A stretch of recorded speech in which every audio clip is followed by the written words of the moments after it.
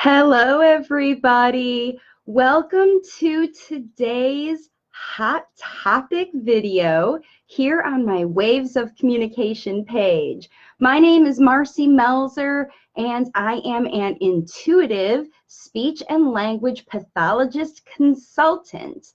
And I help parents teach their late talking children how to use the words they need to share their wisdom with the world. And one of the ways that I do that is with my live videos every week. This week's topic is really kind of pulling out my intuitive side. We're going to be talking about the moon. So if you have ever been interested in how the moon might be affecting your communication, your child's communication, maybe the communication that is going on with you with coworkers and other people in your family, I'm here today on this hot topic video to talk about that subject. I just wanted to say hey and thank you for watching to all the people who are watching me on Facebook and on YouTube. I really appreciate you watching all of these videos because that means that you are here because you want to learn how to help your child. You want to learn how to get communication flowing, verbal speech going in your household, and that's what I'm here to do. So thank you so much for joining me. By the way, if you want to see more videos, I have a ton of them on my YouTube channel, so you can check out lots of them. All right, let's get in and talk about the moon today. So what we are, I just want to make sure I can try to share this video. Yeah. Hey, and thank you for watching to all the people who are watching. Nope, that didn't work out. Sorry. I'll figure it out another time. Just trying to share these videos, doing it all myself. That's something that I'm trying to get and to be an expert at, and I can share them one direction and not the other. Anyway, so sorry about that. Didn't mean to drop you all off. Hopefully you're here, you're watching because you want to learn about the moon and how the moon can affect your child and your communication and how communication rolls around the moon. So there's some different ways to look at how the moon affects us. The moon is the biggest planetary, the closest planetary body that's flying around in outer space. Obviously, out in outer space, there's lots of things flying around, and they run into each other, or they come close to each other, and when they do, gravitational pull gets affected, and also the moon affects the earth, you know, because of that gravitational pull as it goes in different places close to the earth. It also is a reflector for the sun's energy. So not only do we get to experience the sun's directly straight at us during sunlight time, but when the sun's not shining directly on our part of the earth, we get reflective light from the moon. And everybody knows that that sunlight is what keeps us alive. And so what happens is not only is there gravitational pull that's affecting our planet, our Earth planet, also there's light that affects our planet. And all of those things are changing as the sun moves around, not the sun, the earth moves around the sun, and as the moon moves around the earth. And when all of those things line up in different ways, those gravitational pull and the light, the variances in those things affect us as human beings.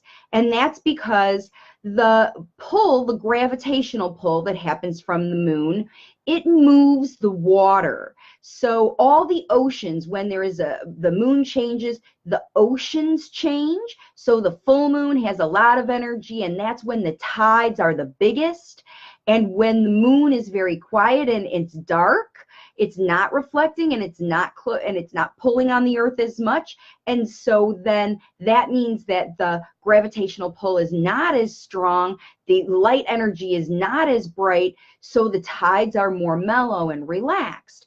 And if something is so big that it's affecting the tide and how the tides go in the oceans, considering our bodies are made up mostly of water, that same gravitational pull affects our bodies. And depending on where the moon and the sun line up with the earth, that affects how the energy affects the different places and parts of our bodies. And that's how the whole astrology science, it comes together, how the patterns of observation have come together to create a whole resource of data and information that professional astrologers use to help predict things like, you know, a lot of things. So anyway, what today, though, I had to give you that little background so that I could talk about how all of that affects communication. So when the energy of the planet is affected and the energy of our human beings, the physical bodies that we have here are affected, it affects how we feel. And how we feel definitely affects how we communicate. So the moon affects how our body feels. Our body feels, the changes in how our body feels affect our emotional body feelings. And then those emotional body feelings affect our communication. When we feel in one way, we communicate that way. When we feel another way, we communicate those feelings in another way.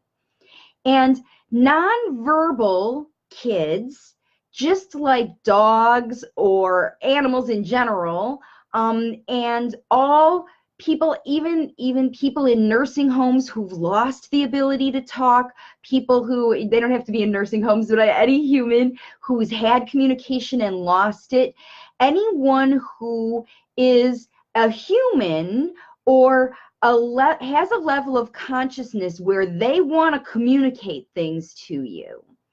These beings, all of us as communicators, get affected because the things that we use to communicate non-verbally change drastically based on our feelings.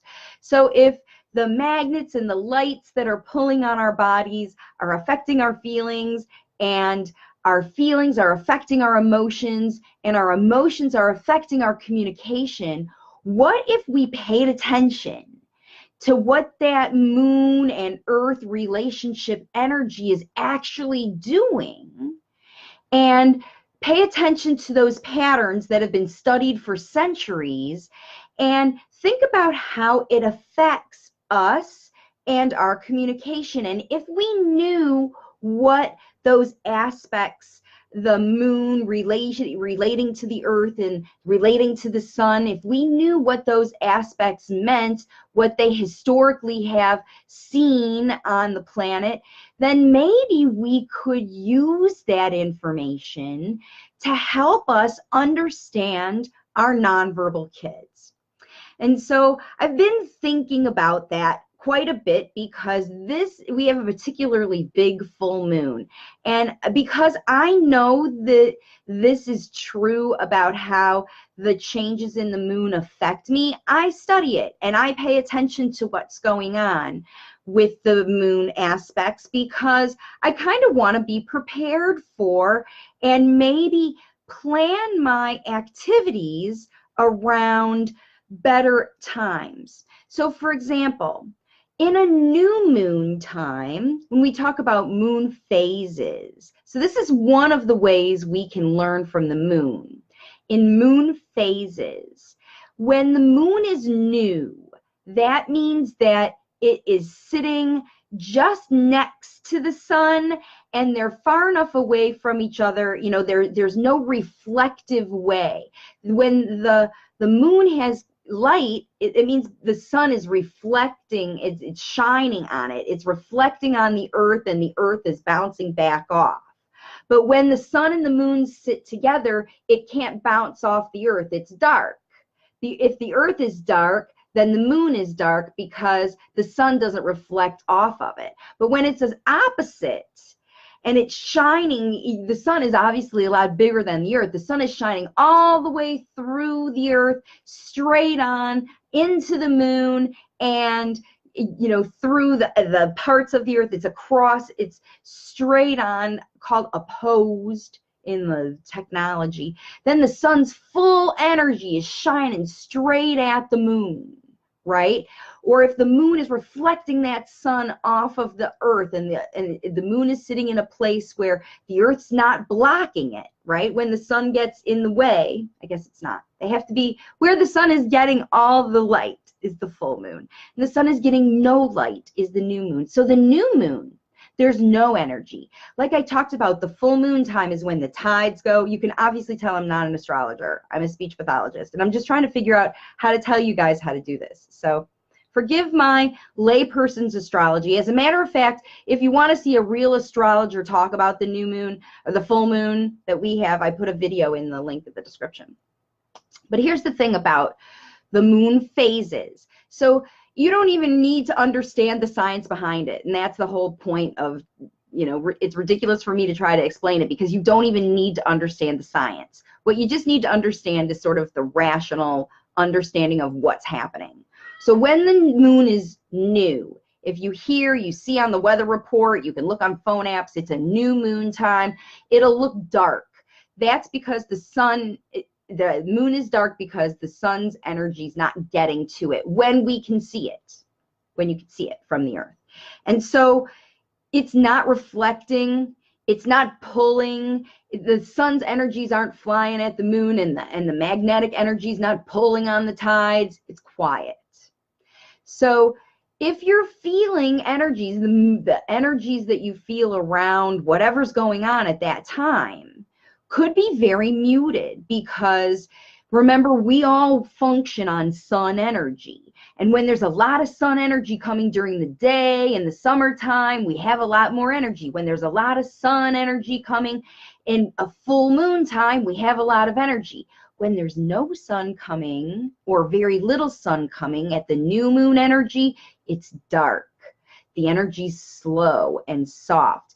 And in introspective, when the energy's bright, we want to talk about it, we want to explain it. And for a nonverbal child, that's going to look like behavior. So in a new moon time, your child may be more reserved and calm and quiet and introspective, so into their own thing, liking their Legos, liking their videos, liking their personal stuff.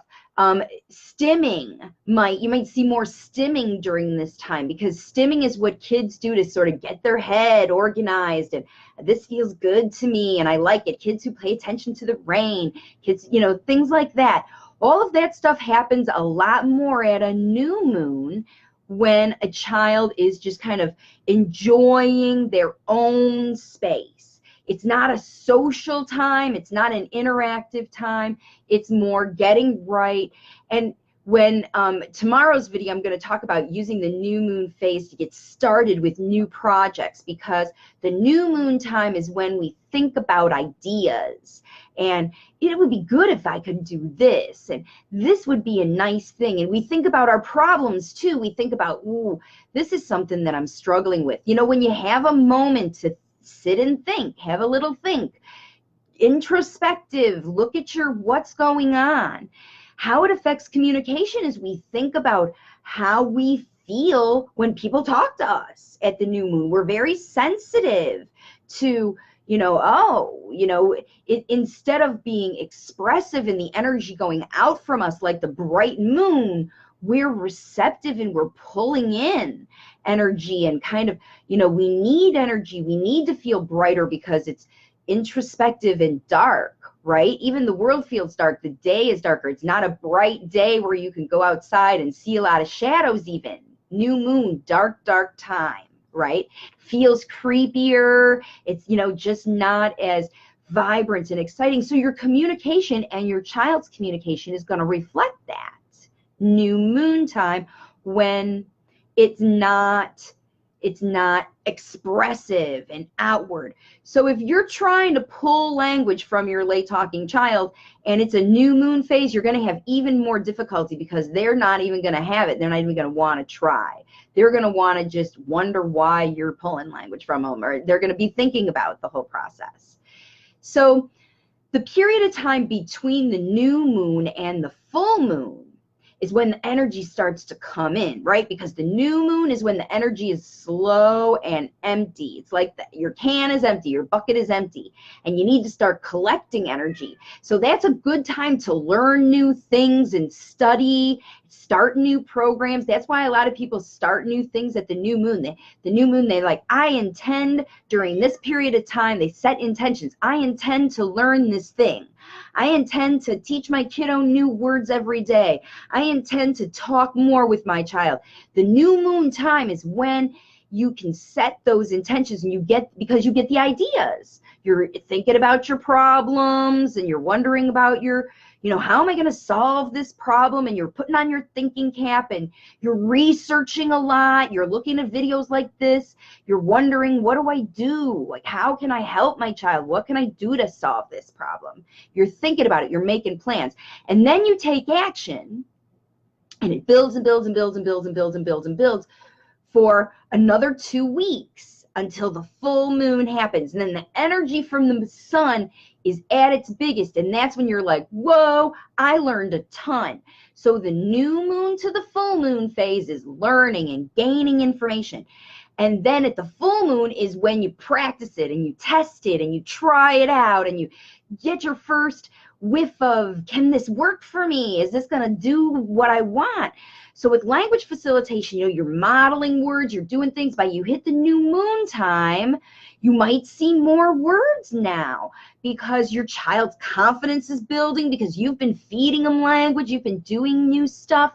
So, now is the time to be seeing, really evaluating, is it working?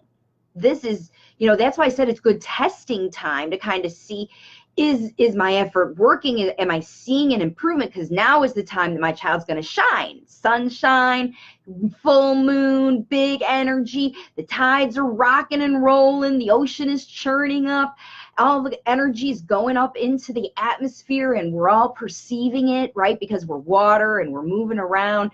It's big energy where we're just exchanging. It's social time, where the new moon is introspective.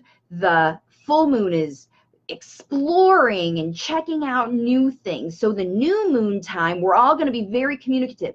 Some of us, we might not even know what we're saying, and we're just talking. Blah, blah, blah, blah. For me, I get very verbose, like this kind of a video. It's not very organized, and I'm just kind of talking, and I hope you get the idea, because my intuition is on fire. The energy from the planets are coming in for this full moon.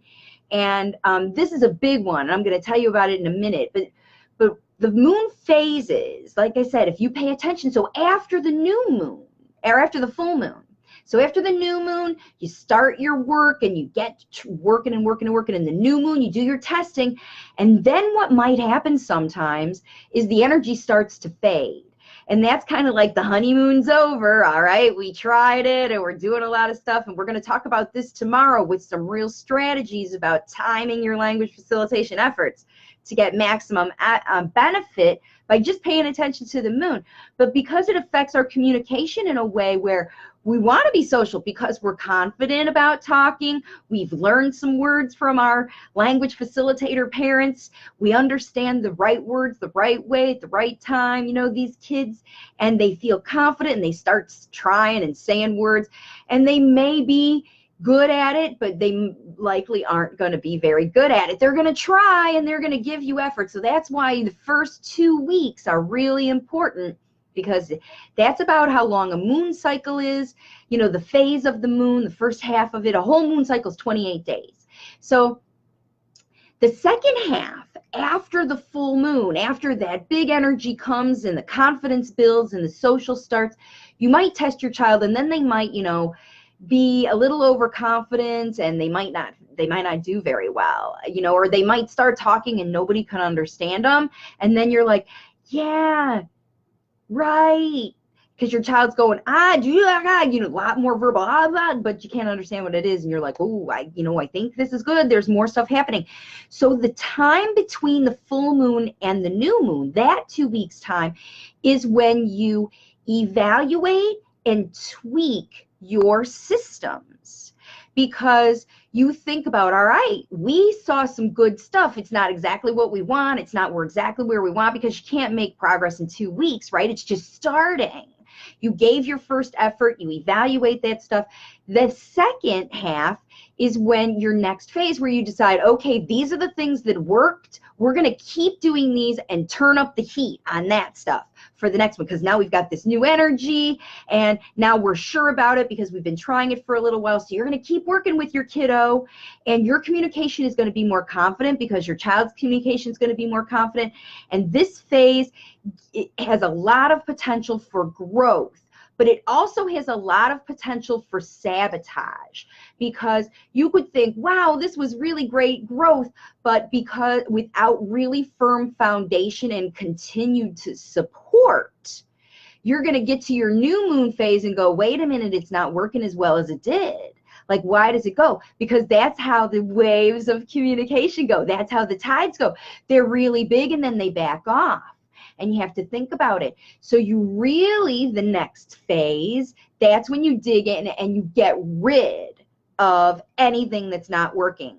The first phase, between new moon, full moon, you try everything and you would analyze and you see what's working and you do your testing and you try. And then you evaluate. Is this working? Is this not working? And you remember, you have to do that evaluation based on your own self. Like, is this working for me in my situation? Not, is this working for my neighbors or the people I see on YouTube or other families that Marcy talks about in her program? Are these strategies working for me? And if they are, then you keep them. If not, that new moon is the time to get rid of them and start new and get new strategies. And that's how it goes a lot. And sometimes it takes a few moon cycles to get through this understanding of, okay, now we're really on the right path, because what happens is the things you keep each cycle, you build those, right? You turn up the fire, you turn up the heat, the light, the magnets, the energy, the waves on the stuff that works well, and the stuff that doesn't, it just kind of starts to fall away and not work very well. But it's really, really important that you don't just do this 1 month a year, right? Every single month, every 28 days, this all happens again. And one of the things that can help you, because now all through the year, the moon and, we have new moon, full moon, right? But some new moons are closer to the earth. Some full moons are closer to the earth. Some new moons, sometimes the earth is closer to the sun. Sometimes the earth is farther away from the sun, or you're part of the earth, right? Because what happens is, as the seasons change, the new moon, full moon, the energy in them changes too. Sometimes in the summer, when the sun is very hot during the day, it's also very hot during the night. And so that whole season of time is a lot more energy, and sometimes people get a lot more done. In the winter time, because there's a lot more darkness and it feels farther away, then it's quieter. A lot more people spend time indoors. They are, cuddling in blankets, keeping warm. In the summer, it's warm outdoors. You can get out and explore. In the winter, it's cold outdoors, so you have to be inside. And your energy in all of those phases of times of the year is something else you need to really pay attention to in the process of planning and teaching your child. Because your communication as a mom, as a parent, as a dad too, also changes with these things. Just because your child, the moon is new moon, doesn't mean that your energy doesn't change just as much as your child. So maybe the activities and things that you plan with your child at new moon time can be more chill and mellow. And the activities you plan with your child at full moon time can be more, outgoing and energetic and social, right? So that's something to consider. And then again, the time of year. Now, one of the things that astrologers will tell you, and that, there's a lot of proof that different things happen when the seasons, because remember we talked about how the energy changes at different seasons because of the aspects, relationships change. How close are they together? How far apart are they? And where are they relationship to each other? All three of them, the sun, the moon, and the earth. And what you need to pay attention to when the seasons change is that there's a reason that the calendars are set up the way they are. And it's because the earth usually makes big changes at or around these times of the year that have been designated: spring, summer, winter, and fall. And the calendar really kind of starts in the spring because that's when the new growth starts. So if you're in the northern hemisphere, we're getting at spring now, and the world is changing, depending on what side you are, from getting either a lot cooler to a lot warmer, or from a lot warmer to a lot cooler. And there are major shifts in temperature during these periods of time. And whenever the temperature changes, the weather changes, the waves change, and people have to adapt, right? Because like I said, if it's cold, you have to wear different clothing, you have to spend more time indoors, you have to change your car stuff. I mean, depending on where you live, the seasons could change a lot. Most of the United States have a lot of different variances in temperature. And when these times of year happen, you have to change a lot of things in your life. Your wardrobe, your car, your food, because different food is available during different seasons. Your diet changes. All of these changes are happening in the seasons.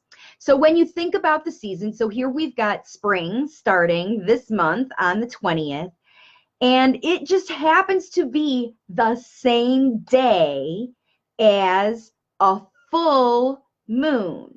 So big energy, and this one happens to be a super moon, which means that it is one of 5 full moons that is the closest to the earth. So this full moon that we're having this week on the 20th of March, if you're here in the United States, it's the 21st early in the morning, right after midnight, and yep, 8:30 something, between 8 and 9 p.m.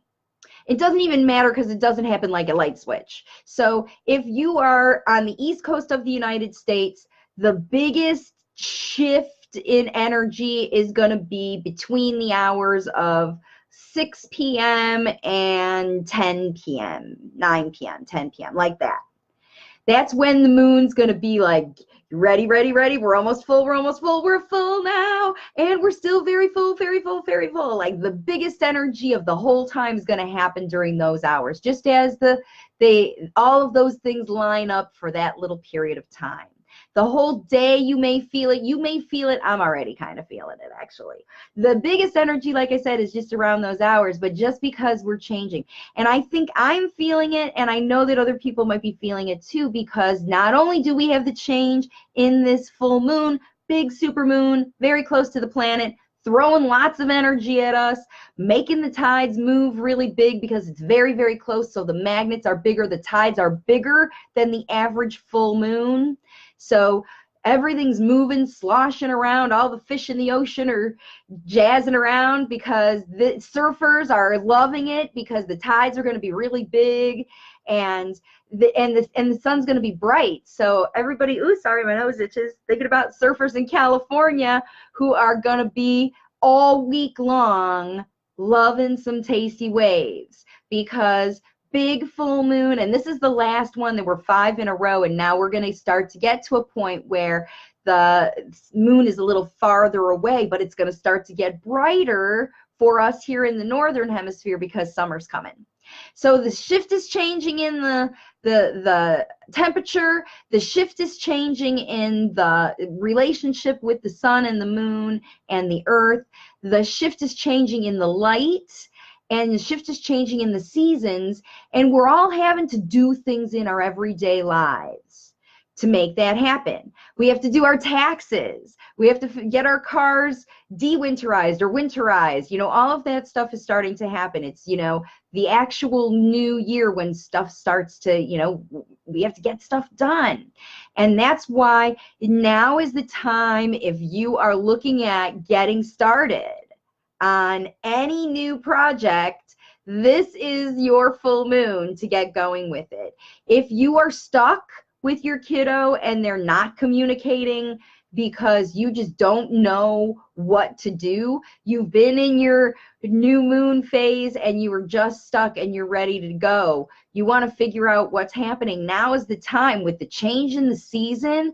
So by the time this new moon gets here, the next one right at the beginning of April, you're going to be ready to, ready to go. You're going to feel like you want to start new things because it's spring. It's ready to go. And the parents in my Waves of Communication are getting ready for spring, are getting ready to get going, and you can too. So, all right, I know that this was a very abstract kind of video. I know there were some bits in there of useful information. If you like this video, give me a thumbs up. If you love the moon, give me a comment. If you follow the moon and you've noticed it, it would be cool to see your comments about that. And if you haven't noticed the moon, I challenge you to pay attention over the next week and notice your child's behavior. You might see some real unpredictable, brand new stuff. You might hear words you didn't used to hear. You might see attitudes you didn't used to see. You might see your child's confidence exploding because this energy is really big. And they may not be very good at communicating, but they may be very confident about it. And when your child wants to communicate, that's when it's very, very important for you to dig in and do language facilitation.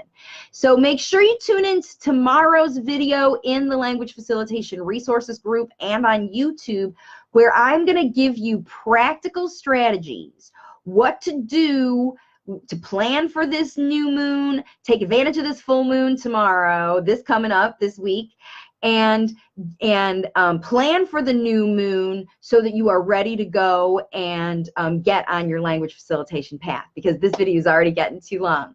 Thanks so much for joining me, everybody. I really look forward to seeing you on my next live video. Hey, make a comment, like this video, subscribe to my YouTube channel, everybody. Love y'all. I'll see you on my next video.